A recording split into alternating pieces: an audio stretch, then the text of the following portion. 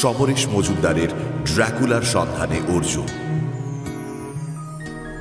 Any digital copy of this content leading to piracy is a crime. এই গল্পের যে কোনো রকম পাইরেসির বিরুদ্ধে উপযুক্ত আইনি ব্যবস্থা নেওয়া হবে। পাইরেসি দণ্ডনীয় অপরাধ। অনুগ্রহ করে পাইরেসি করবেন না, পাইরেসি সাপোর্ট করবেন না। তাহলে শুরু করা যাক।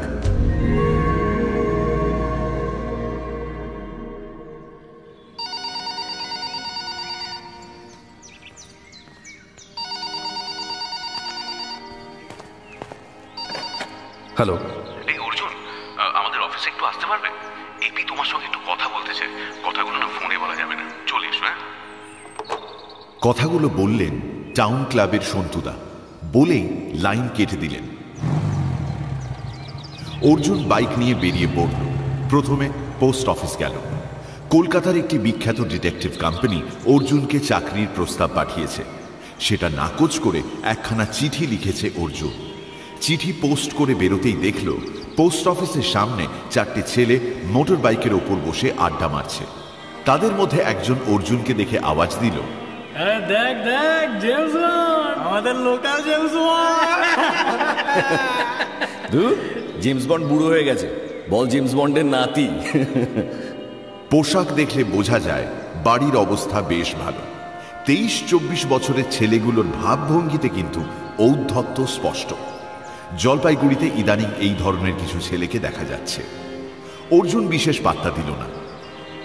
বাইকের দিকে এগোতেই জনার্দনকে দেখতে পেল সে। দু হাতে ধূপবাতি নিয়ে ওর কাছে বিক্রির চেষ্টা করছে। ওকে দেখে জনার্দন এগিয়ে এলো। অর্জুন জিজ্ঞেস করল, ভালো আছো জনার্দন?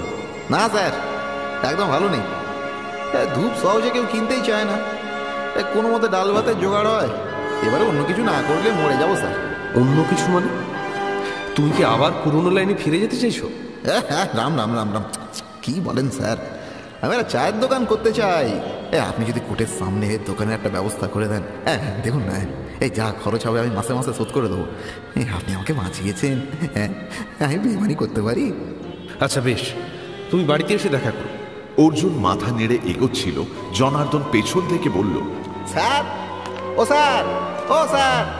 হ্যাঁ। অর্জুন তাকালো। হ্যাঁ স্যার, একটা কথা বলছি, দয়া করে আমার নাম কাউকে বলবেন না। ওই যে চারটে ছেলে এই ভটভটের উপরে বসে আছে না, ওই যে, ওরা ভালো নয়। কি থেকে বুঝলে? আরে আমি লাইন ছেড়ে দিয়েছি, কিন্তু এই দু একটা বন্ধু তো লাইনে আছে, বলুন। হ্যাঁ, এখনো এই কাল তাদের একজন বলছিল এরাই নাকি মাঝরাতে আসাম রোডে ছিনতাই করে।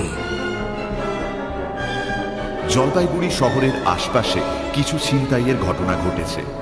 শহরের অবস্থাপন্ন পরিবারের বেকার ছেলেরা যদি ওই কাজে নামে, তাহলে পুলিশের পক্ষে প্রথমেই হদিশ পাওয়া মুশকিল। জনার্দনকে ছেড়ে বাইক নিয়ে হেঁটে ঢুকতেই সন্তুদা বলল, এসো এসো, কফি খাবে? না, এপিদা এসেছেন? হ্যাঁ, কালই এসেছে কলকাতা থেকে। চল। সন্তুদা অর্জুনকে এপি সাহেবের ঘরের দিকে নিয়ে গেলেন। এটা চা বাগানের জেলা অফিস। আসল অফিস কলকাতায়। এপি সাহেব ডুয়ার্সের বেশ কিছু চা বাগানের মালিক। খেলাধুলো ভালোবাসেন। টাউন ক্লাবের সঙ্গে তার বাবার আমল থেকে জড়িত। কলকাতার খেলাধুলোর জগতেও ওর প্রতিপত্তি আছে। গুড মর্নিং অর্জুন বাবু, এসো বসো। এপি সাহেব তাঁর চেয়ারে বসেছিলেন। এপি সাহেব হেসে জিজ্ঞেস করলেন, ব্যবসাপত্র কেমন চলছে? ব্যবসা? বাহ, তুমি ঘরের খেয়ে বোনের মোষ তাড়াচ্ছ যে, তা কতদিন চলবে? বোনের মোষ তাড়ানো যাদের স্বভাব, তারা বোধহয় খাওয়ার কথা চিন্তা করে। বলুন, কি জন্য ডেকেছেন? ওয়েল, আমি তোমার সাহায্য চাই। তোমার দক্ষিণা কত বলো? আমি তোমাকে বিনা পয়সায় খাটাতে চাই না। দক্ষিণার কথা প্রথমেই কেন? আপনার যেটা ভালো মনে হবে তাই দেবেন। আগে কাজটা কি তাই বলুন। একটা পেপার ওয়েট নিয়ে নাড়াচাড়া করছিলেন এপি সাহেব। এবার সেটা মুঠোয় চাপলেন। আমি জানি একজন সত্যসন্ধানী হিসেবে তুমি বিষয়টা গোপন রাখবে। জলপাইগুড়িতে আমাদের বিশেষ সম্মান আছে। আমার বাবার কথা তো জানোই। আপনি নিশ্চিন্ত থাকতে পারেন। বেশ, আমার এক মামাতো ভাইয়ের ছেলের নাম সন্দীপ। সেই ভাই হঠাৎ অকালে মারা যায় বলে আমরা তার স্ত্রী আর সন্তানকে দেখাশোনা করতাম। ছেলেটি যখন স্কুলে পড়তো তখন পড়াশোনায় বেশ ভালো ছিল। কিন্তু স্কুল ছাড়ার পর থেকেই ও রেজাল্ট খারাপ করতে শুরু করে। স্কুলের রেজাল্ট ভালো ছিল বলে ওকে কলকাতায় কলেজে পাঠানো হয়েছিল, কিন্তু সেখানে ভালো লাগছে না বলে ও ফিরে আসে। ফিরে এসে এখানকার কলেজে ভর্তি হয়। কিন্তু ইদানিং তার কথাবার্তা চালচলন দেখে ওর মায়ের সন্দেহ হচ্ছে ও সুস্থ জীবনযাপন করছে না। কি দেখে মনে হচ্ছে ওর? বেশিরভাগ দিনই কলেজে যায় না, দুপুরটা বাড়িতে ঘুমোয়, সন্ধ্যায় বের হয়ে রাত 1-2 সময় ফেরে। জিজ্ঞেস করলে বলে কাজ ছিল। আপনি ওর সঙ্গে কথা বলেছেন? আমার সঙ্গে প্রথমে দেখা করতে চাইনি, এড়িয়ে যাচ্ছিল। শেষ পর্যন্ত যখন মুখোমুখি হয়েছে তখন একটাই জবাব দিয়েছে যে ওর কিছুই হয়নি।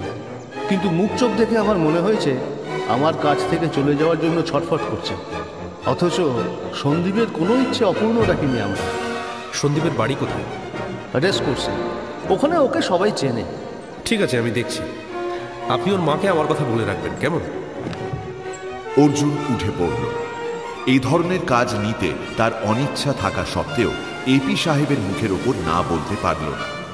অর্জুনের মনে হলো এখনো দুপুরের দেরি আছে তখন সন্দীপ বাবুর সঙ্গে দেখা করা যেতেই পারে। রেসকোর্স পাড়ায় ওদের বাড়ি খুঁজে পেতে অসুবিধে হলো না। এখন এই শহরে একটাই মুশকিলে পড়তে হয়, বেশিরভাগ লোক তাকে চিনে গেছে। এখানে সন্দীপের বাড়ির খোঁজ করতেই 3টে ছেলে এগিয়ে এসে বাড়িটা চিহ্নে দিয়ে চলে গেল। সামনে চিলতে বাগান, পেছনে 3 তলা বাড়ি। এক কাজের লোক গেটের সামনে দাঁড়িয়ে জানালো সন্দীপ এখন বাড়িতে নেই। এই সময় এক মধ্যবয়সী মহিলা দোতলার বারান্দায় এসে দাঁড়ালেন। কি চাই? অর্জুন ওপরের দিকে তাকিয়ে বলল, আমাকে এপি সাহেব আসতে বলেছেন। ও, আসুন আসুন। মিনিট 3-এর মধ্যে অর্জুন এবং সন্দীপের মা মুখোমুখি। অর্জুনের সঙ্গে কথা বলছিলেন ভদ্রমহিলা। এপি সাহেব ইতিমধ্যে টেলিফোনে ওকে জানিয়ে দিয়েছেন অর্জুনের কথা। আপনি কি ওকে কখনো জিজ্ঞেস করেছিলেন ওর কি সমস্যা? কতবার, বলতেই চায় না। আপনার সঙ্গে কিরকম ব্যবহার করে? ব্যবহার? কথাই বলতে চায় না। আগে টাকা পয়সা চাইতো, এখন তাও চায় না। আমি যেচে দিতে গেলে বলে দরকার নেই। এই একটু বাদে ফিরবে, স্নান খাওয়া শেষ করে ঘুমোবে, সন্ধ্যের পর আবার বেরিয়ে যাবে, ফিরবে মাঝরাতে। চিন্তায় আমি পাগল হয়ে যাচ্ছি। ওর বন্ধুদের আপনি চেনেন? আগে চিনতাম, এখন কে বন্ধু জানি না। কেউ বাড়িতে আসে না। এর উপর এক জ্বালা হয়েছে, একটা কালো বেড়াল নিয়ে এসেছে কোত্থেকে। অন্ধকারে বেড়ালটার চোখ জ্বলে, ঘরের ভেতর খাঁচায় পুরে রেখেছে, বাইরে বেরোতে দেয় না। কিন্তু মাঝে মাঝে রাত্রে ও বেড়ালটাকে নিয়ে বাইরে যায়। কাজের লোক বলেছে ও নাকি বেড়ালটার সঙ্গে কথা বলে, কিসব ট্রেনিং দেয়। বেড়ালটাকে দেখলেই আমার বুকের ভেতরটা ঠান্ডা হয়ে যায়। আপনার ছেলে এখন ফিরবে বললেন, ওর সঙ্গে একটু কথা বলতে পারি? না না না না, এখনই ওর সঙ্গে কথা বলার দরকার নেই। আপনি খোঁজ খবর নিন, যদি বাইরে থেকে খবর পেয়ে যান তাহলে খুব ভালো হয়। আপনি কি ওকে ভয় পাচ্ছেন? তা পাচ্ছি। আপনাকে ওর পেছনে লাগিয়েছি জানলে প্রচণ্ড অশান্তি করবে, খুব রাগী। আমি একবার দাদাকে ডেকে এনেছিলাম বলে ও শাসিয়েছে, দ্বিতীয়বার ওরকম করলে বাড়ি ছেড়ে চলে যাবে। বেশ, প্রয়োজন না হলে কথা বলবো না। ওর একটা ছবি দেখতে পারি? হ্যাঁ। ভদ্রমহিলা ঘর থেকে একটা ফটোগ্রাফ এনে দিলেন। ঝকঝকে দেখতে এক তরুণ, কোথাও মালিন্য নেই। ছবিটা ফিরিয়ে দিতে গিয়ে সে আবার দেখল, কিরকম চেনা চেনা লাগছে ছেলেটাকে। আচ্ছা, কতদিনের মধ্যে ওর সত্যিকারের খবর দেবেন? দেখি, তবে ওই সত্যিকারের খবর শুনে আপনার যদি ভালো না লাগে, যাকে ওর বেড়ালটা কি এখন বাড়িতেই আছে? একটু দেখা যেতে পারে? বেড়ালটাকে তো ও ঘর থেকে বেরোতে দেয় না, ঘর অন্ধকার করে রাখে সব সময়। আমাকে নিষেধ করেছে ওই ঘরের দরজা খুলতে। আপনি কাচের জানলা দিয়ে দেখতে পারেন। ভদ্রমহিলা অর্জুনকে নিয়ে এলেন দোতলার একটি ঘরের সামনে। ঘরের দরজা বন্ধ, তালা দেওয়া নয়, ছিটকিনি তোলা আছে। ওপাশে একটি কাচের জানলা, ভদ্রমহিলা সেখানে দাঁড়িয়ে বলে উঠলেন, ওই যে ওই যে। অর্জুন দ্রুত জানালার সামনে গেল। বন্ধ জানালার ওপাশে ঘরের কিছুই তেমন দেখা যাচ্ছে না, শুধু অন্ধকারে দুটো চোখ জ্বলছে। চোখ দুটো তাদের লক্ষ্য করছে বোঝা গেল। রাত্রে এমন জ্বলন্ত চোখ দেখলে যে কেউ ভয় পেতে বাধ্য। ওকে কি বেঁধে রাখা হয়েছে? হ্যাঁ হ্যাঁ, চেন দিয়ে বাঁধা থাকে। চলুন। অর্জুন পা বাড়াল। বাইকে চড়ে বাড়ি ফিরছিল অর্জুন। রেস কোর্স ছাড়িয়ে পোস্ট অফিসের মোড়ের কাছে পৌঁছতেই আচমকা মনে পড়ে গেল। বাইক ঘুরিয়ে পোস্ট অফিসের সামনে পৌঁছে দেখল ওই ছেলে চারটে এবং তাদের বাইক নেই। একটু এগোতেই জনার্দনকে দেখতে পেল। এক গাল হাসলো জনার্দন। আপনি ফিরে এলেন আবার? ওই ছেলেগুলো কোথায় গেল দেখেছো, যাদের কথা তুমি? হ্যাঁ, এই একটু আগে পান্ডাপাড়ার দিকে চলে গেল ওরা। স্যার, ও স্যার, আমাকে এর মধ্যে জড়াবেন না স্যার। অর্জুন বুঝতে পারল কেন তার তখন ছবি দেখে মনে হয়েছিল বেশ চেনা চেনা। তাকে যখন ছেলেগুলো আওয়াজ দিচ্ছিল তখন যে ছেলেটা বলেছিল, দূর, জেমস বন্ড বুড়ো হয়ে গেছে, বল জেমস বন্ডের নাতি, তার সঙ্গে ছবির খুব মিল। ভুল না করলে ওটা সন্দীপেরই ছবি। অর্জুনের মন খারাপ হয়ে গেল। এপি সাহেবের আত্মীয় যে কুসংসর্গে পড়েছে তা আবিষ্কার করতে তার কয়েক ঘন্টাও লাগলো না। সে ঠিক করল সন্দীপের মাকে কিছু জানাবে না, এপি সাহেবকে বলে দিলেই ল্যাটা চুকে যায়। বাড়ি ফেরার সময় অর্জুন মনে মনে ভাবল, এপি সাহেব বিচক্ষণ মানুষ। এই শহরে তার আত্মীয় মোটরবাইক নিয়ে 3 বন্ধুর সঙ্গে আড্ডা মারছে দিনের পর দিন। এ তথ্য নিশ্চয়ই তার অজানা নয়। তিনি নিশ্চয়ই খোঁজ নিয়ে জেনেছেন সন্দীপের এই বন্ধুদের পরিচয় কি। তাহলে আমাকে কেন এই দায়িত্ব দিলেন? না, আজই লাঞ্চের পর এপি সাহেবের সঙ্গে এই বিষয়ে কথা বলতে হবে। বাড়ি ফেরা মাত্র মা অর্জুনের হাতে একটা চিঠি দিল, বিদেশি খাম। খাম খুলে নিজের চোখকে বিশ্বাস করতে পারছিল না সে। মেজর চিঠি লিখেছেন, সেই মেজর, কালিম্পংয়ের বিষ্টু সাহেব আর মেজর, যে মেজর এখন থাকেন আমেরিকায়। মেজর চিঠি লিখেছেন ইংরেজিতে। অনেক দিন হয়ে গেল মেজরের সঙ্গে অর্জুনের কোনো যোগাযোগ নেই। মেজর মানেই রহস্য, মেজর মানেই ছুটোছুটি। চিঠিটা বাংলায় তর্জমা করলে দাঁড়ায়, কে, ব্যাপারটা কি তোমাদের? ভদ্রতা করে দুটো লাইন লিখলেও তো পারো। গতকাল তোমার সিনিয়রকে ফোন করেছিলাম, কোনো সারা শব্দই পেলাম না। তোমাকে একটা সুখবর দিচ্ছি, বিষ্টু সাহেব এখন বেশ চাঙ্গা হয়ে উঠেছে।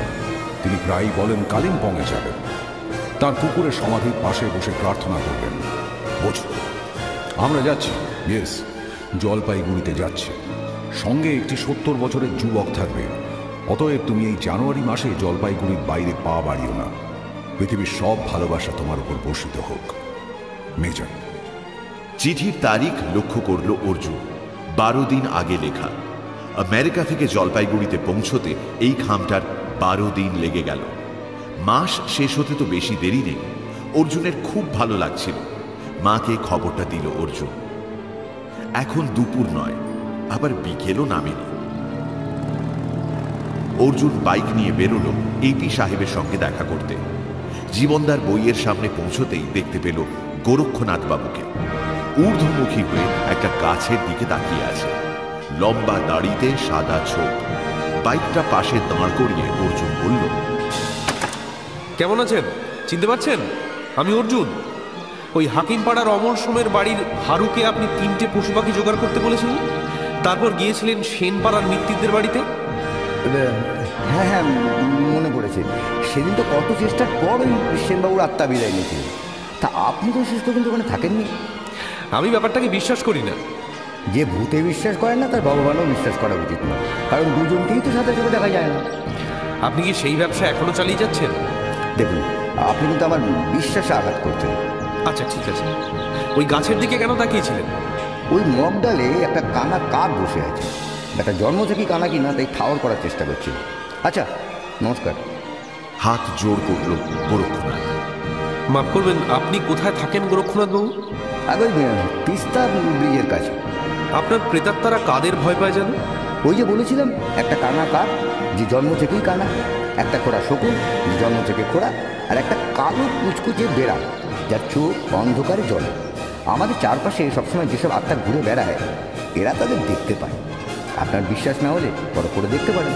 এই বলে চোখ বন্ধ করল গোরক্ষনাথ। এপি সাহেব অফিসে ছিলেন না। জরুরি খবর পেয়ে ডুয়ার্সের চা বাগানে চলে গিয়েছেন। সন্তুদা রয়েছে। একসময় জলপাইগুড়ির টাউন ক্লাবের নামী ফুটবলার ছিলেন এই সন্তুদা। এখনো শরীর ঠিক রেখেছেন। সন্তুদাকে অর্জুন বলল, এপি সাহেবকে বলবেন উনি যে সমস্যার কথা বলেছেন সেটা নিয়ে বেশি মাথা ঘামানোর প্রয়োজন নেই।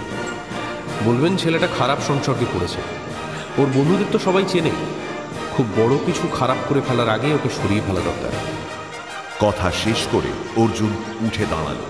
তুমি বলছো আমরাও জানি, কিন্তু ওর বন্ধুরা এই শহরের মানি এবং বড় লোকের ছেলে, তাদের খারাপ ছেলে বলা খুব সহজ নয়। এই সময় অর্জুন সন্দীপকে অফিসে ঢুকতে দেখল। প্রায় ঝড়ের মতো সে এগিয়ে গেল কর্মরত এক ভদ্রলোকের সামনে। চিৎকার করে জিজ্ঞেস করল, আপনাদের মালিক অফিসে নেই? লোকটি উঠে দাঁড়ালো। না, সাহেব বাগানে গিয়েছেন, আগামীকাল ফিরবেন। ননসেন্স। সন্দীপ, এদিকে এসো। সন্দীপ রাগী চোখে তাকালো। আপনি আমাকে জ্ঞান দিতে আসবেন না কিন্তু। সন্দীপ কয়েক পা এগিয়ে এলো। আপনি ওকে বলে দেবেন আমার পেছনে লোক লাগিয়ে কিন্তু কোনো লাভ হবে না। হ্যাঁ, সেই লোক মায়ের সঙ্গে কথা বলে এসেছে, আমি জানি। আরে সব জায়গায় আমার অ্যান্টেনা ফিট করা আছে। তুমি ভুল করছো, লোক নয়। তুমি কি ওকে চেনো না? অর্জুনকে দেখিয়ে দিল সন্তুদা। চোখ ছোট করে অর্জুনকে দেখল সন্দীপ। তারপর হেসে বলল, একে কে না চেনে? ইনি গোয়েন্দা। তাহলে আপনাদের সাহেব আমার পিছনে গোয়েন্দা লাগিয়েছে, তাই তো? চমৎকার।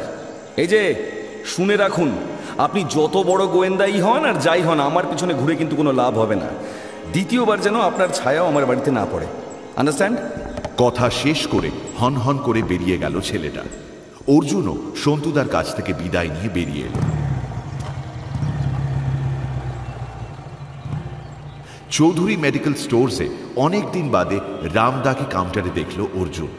ইদানিং অসুস্থতার জন্য ভদ্রলোক খুব কম বাড়ি থেকে বের হন। এই সময় দোকানে ভিড় নেই।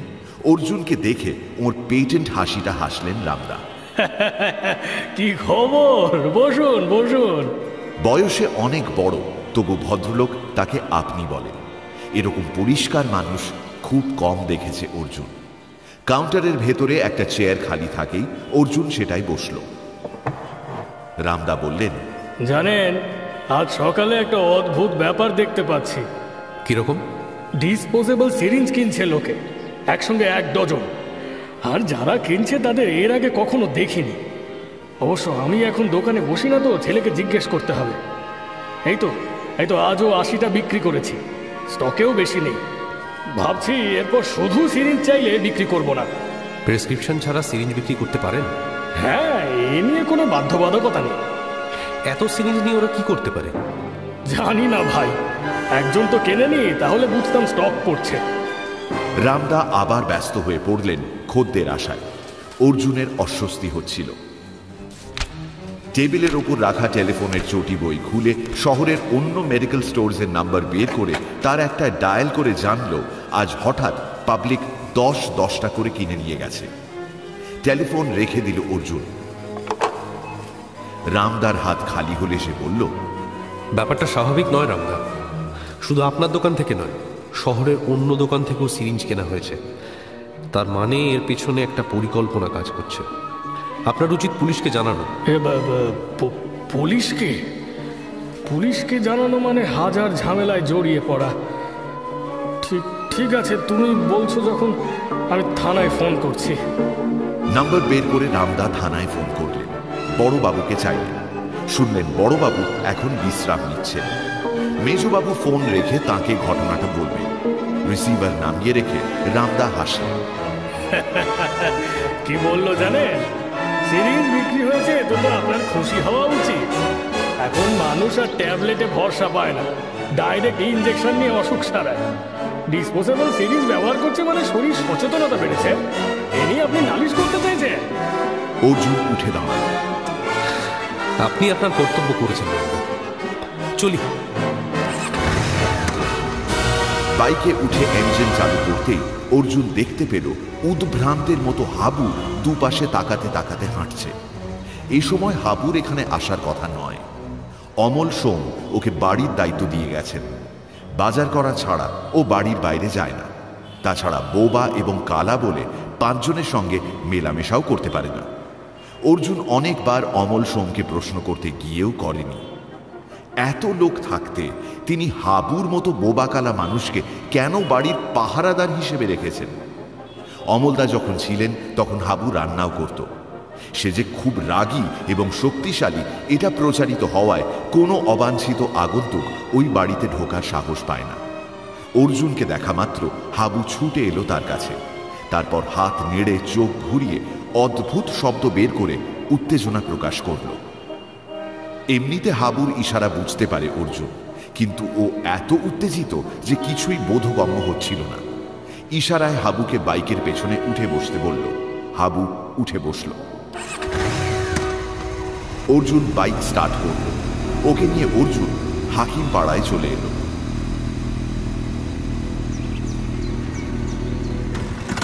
বাড়ির সামনে বাইক থেকে নেমে পড়ল ওরা। গেট খুলে ভেতরে ঢুকে অর্জুন দেখল বাইরের ঘরের দরজা বন্ধ। বাগানটা আগের মতো সুন্দর হয়ে আছে। খিড়কি দরজা ঠেলে ভেতরে ঢোকার পর দেখা গেল উঠোন বারান্দা জুড়ে সুটকেস বাক্স প্রায় পাহাড়ের মতো পড়ে আছে। এবং তখনই গর্জন কানে এলো। বিকট শব্দে নাক ডাকছে কেউ। অর্জুন ঘরে ঢুকে দেখল মেজর সাহেব অমল সোমের খাটে চিত হয়ে শুয়ে ঘুমোচ্ছে। এতক্ষণে পরিষ্কার হলো মেজরকে হাবু চেনে। তিনি মালপত্র নিয়ে এসে পড়ায় দরজা খুলে দিয়ে সে ছুটেছে অর্জুনকে খবর দিতে। আর এই অবসরে মেজর একটু বিশ্রাম করে নিচ্ছেন। মেজর যে এত তাড়াতাড়ি এসে পড়বেন অর্জুন ভাবেনি। আর জলপাইগুড়ি শহরে এলে উনি সোজা অমল সোমের বাড়িতে চলে আসবেন, এটাই স্বাভাবিক। কিন্তু এই বাড়িতে ওর পক্ষে কি থাকা সম্ভব? নিজের বাড়ি বলে অমল সোম যা মেনে নেন তা মেজরের পক্ষে বেশ কষ্টকর হবে। আসল সমস্যা হবে খাওয়া দাওয়ায়। হাবুর হাতের রান্না উনি খেতে পারবেন বলে মনে হয় না। মেজরকে নাক ডাকতে দিয়ে সে ঘর থেকে বেরিয়ে এলো। হাবুর ইশারায় বুঝতে পারল অর্জুন 2 জন এসেছে। মেজরের চিঠিতেও লেখা ছিল ওর সঙ্গে এক বৃদ্ধের আসার কথা। তিনি কোথায় গেলেন? উঠোনের আশেপাশে তিনি নেই। অর্জুন মালপত্রগুলো দেখল। এত সব সঙ্গে কেন এনেছেন তা মেজরের সঙ্গে কথা না বললে জানা যাবে না। একটা ঢাউস সুটকেসের দিকে নজর গেল। দেখেই বোঝা যায় সুটকেসটা খুব দামি। হ্যান্ডেলের সঙ্গে একটা ট্যাগ লাগানো রয়েছে, তাতে লেখা গোরান সুলম্যান। অর্জুন আবার চারপাশে তাকাল। না, গোরান সাহেবের কোনো চিহ্ন দেখা যাচ্ছে না। সে ইশারায় হাবুকে ওখানে থাকতে বলে বাগানের দিকে এগোলো। অমল সোমের বাড়ির ভেতরের বাগানটা প্রায় 1 বিঘে জমির ওপর। বড় বড় আম, কাঁঠাল, নারকেল এবং সুপুরি গাছ প্রায় জঙ্গলের চেহারা নিয়ে নিয়েছে। খানিকটা এগোতেই অর্জুনের কানে এলো ওদিকের গাছে গাছে পাখিরা প্রবল স্বরে চেঁচিয়ে চলেছে। এরকম কাণ্ড সাধারণত শত্রু দেখলে ওরা করে থাকে। অর্জুন সেদিকেই এগোলো। খানিকটা যেতেই সে মানুষটাকে দেখতে পেল। তার দিকে পেছন ফিরে দাঁড়িয়ে কিছু দেখছেন। একটা জিনিস লোকটির হাতে ধরা। অর্জুন ডাকল, হ্যালো, দিস ইজ অর্জুন। গোরান সুলম্যান ঘুরে দাঁড়ালেন। ওর বাঁ হাতের মুঠোয় 1.5 হাত লম্বা সাপের মাথা শক্ত করে ধরা। মানুষটির বয়স হলেও শরীরে যে ভালো রকম শক্তি আছে তা বুঝতে অসুবিধে হয় না। চোখের মণি নীল এবং দৃষ্টি অত্যন্ত শীতল। সাপটা লেজ নাড়ছিল। এটি একটি পরিণত বয়সের শঙ্খচূড়, তা একবার দেখেই বুঝতে পারল অর্জুন। এই বিষধর রাগী সাপটাকে ভদ্রলোক খালি হাতে ধরলেন। গোরান সুলমান। এরকম একটা বিষধর সাপ আপনি খালি হাতে ধরলেন? ইংরেজিতে প্রশ্ন করল অর্জুন। গোরান সাহেব কাঁধ ঝাঁকালেন। তারপর মুঠোর চাপ বাড়ালেন। হঠাৎ সাপটা স্থির হয়ে গেল এবং ওর মুখ থেকে তরল কিছু বেরিয়ে আসতেই গোরান সাহেব কিছুটা দূরে ছুঁড়ে ফেলে দিলেন। বাঁ হাতের মুঠোর চাপে একটা প্রমাণ সাইজের শঙ্খচূড় সাপকে মেরে ফেলা সহজ ব্যাপার নয়। প্রথমে গাছের পাতা ছিঁড়ে আঙুলগুলো মুছলেন গোরান সাহেব। এই সময় গোটা তিনে কাক উড়ে গিয়ে নামল সাপটার পাশে। ওটা মরে গিয়েছে বুঝতে পেরে শরীরের 3 জায়গায় 3 জন ঠোকর দিচ্ছিল আর ভয়ে ভয়ে 2 জন মানুষের দিকে তাকাচ্ছিল। অর্জুন গোরান সাহেবের দিকে তাকালো। ওর মুখ হাঁ হয়ে গিয়েছে, জিভ সামান্য বেরিয়ে, চোখ দুটো বিস্ফারিত। দেখলেই অস্বস্তি হয়। কাকেদের সাপ খাওয়া দেখে উনি এরকম উত্তেজিত হলেন কেন? আপনারা অনেকটা জার্নি করে এসেছেন, চলুন ভেতরে চলুন। গোরান সাহেব ওর দিকে তাকালেন, তারপর মাথা নেড়ে বললেন, তুমি যাও, আমি একটু পরেই আসছি। এই কথার পর দাঁড়িয়ে থাকা অসভ্যতা। অর্জুন ধীরে ধীরে উঠোনে ফিরে এলো, কিন্তু কাকের সাপ খাওয়া দেখার সময় গোরান সাহেবের মুখের অভিব্যক্তি তাকে স্বস্তি দিচ্ছিল না। হাবু দাঁড়িয়ে আছে যেমন ছিল, ঘরের ভেতর থেকে নাক ডাকার শব্দ দিব্যি ভেসে আসছে। অর্জুন এগিয়ে গিয়ে দরজার কড়া নাড়ল।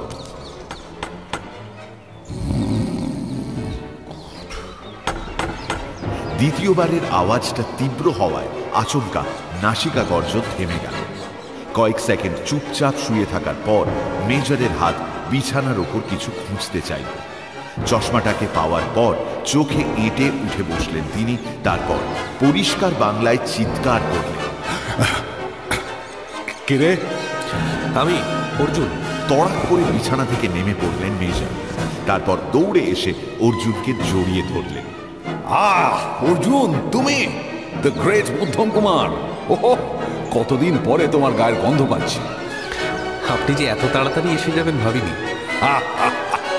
চিঠি লেখার পর এখানে আসার জন্য উত্তেজনা বেড়ে গেল, বুঝলে?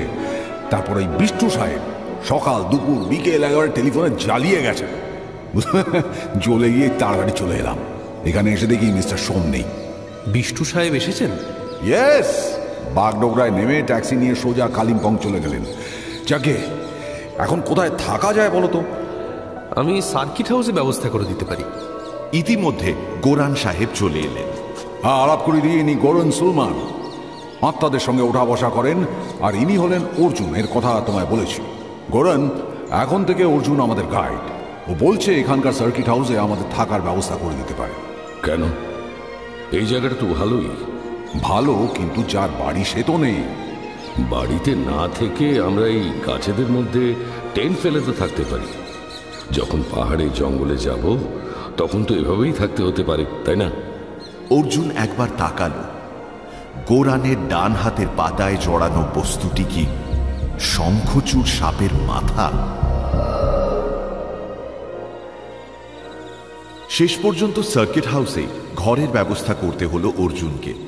সার্কিট হাউসের ব্যবস্থা করে ওদের ওখানে তুলে দিতে দিতে সন্ধে হয়ে এলো। এত লটবহর টানাটানি না করে হাবুর জিম্মায় রেখে দেওয়া হলো। গোরান সাহেব নিজের ঘরের দরজা বন্ধ করলে অর্জুন মেজরের ঘরে এলো। মেজর একটা ব্যাগ খুলে হুইস্কির বোতল বের করলেন। অর্জুনকে বললেন, তুমি তো এখন সাবালক, চলবে তো? না। ছিপি খুলে বোতল থেকে সরাসরি কয়েক ঢোক গলায় চালান করে দিলেন মেজর।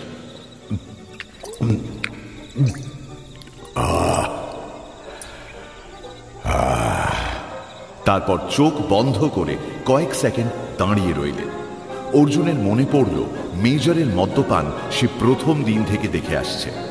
ওর স্বভাব বদলায়নি, মদের প্রতি আসক্তি একই রকম রয়ে গেছে। বোতলটাকে যত্ন করে টেবিলের ওপর রেখে মেজর বিছানায় বসলেন। এবার বল, গোরন সুলমানকে তোমার কেমন লাগলো? একটু অন্যরকম। ঠিক, মাঝে মাঝে আমারও মনে হয় ও মানুষ নয়, মানুষের শরীরে বাস করা একটা আত্মা। আসলে আত্মা নিয়ে গবেষণা করতে করতে ওর মধ্যে পরিবর্তন এসে গিয়েছে। এমনিতে লোকটা ভালো। আজ অমলদার বাগানে একটা শঙ্খচূড় সাপকে উনি মুঠোয় চেপে মেরেছেন। পরে সেই সাপটার মাথা কেটে পাতায় জড়িয়ে নিয়ে এসেছেন। সাপের মাথা? সাপের মাথার সঙ্গে হয়তো আত্মার কোনো সম্পর্ক আছে।